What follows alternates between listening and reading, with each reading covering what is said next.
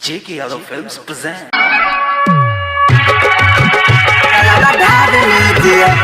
J.K. Yadav Films.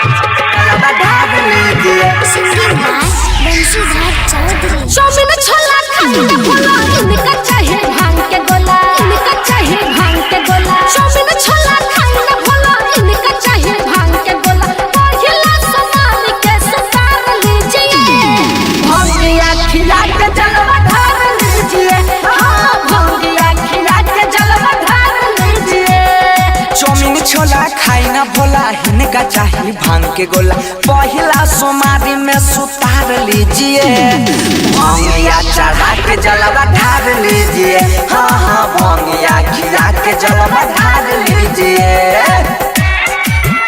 जलवा ढार लीजिए J.K. Yadav Films. जलवा ढार लीजिए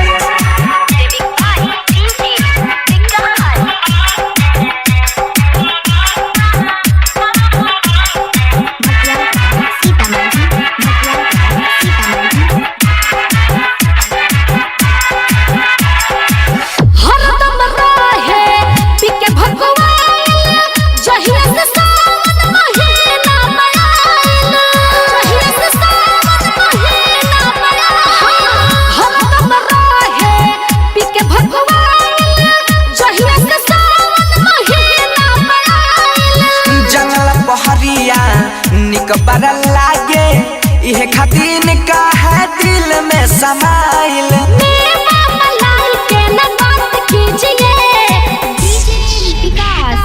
भंगिया खिया के जलवा ढार लीजिए हाँ भंगिया खिया के जलवा ढार लीजिए अरे चाचा बम सुना जलवा ढार लीजिए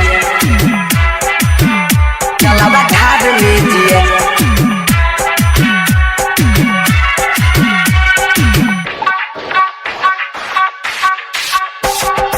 J.K. Yadav Films.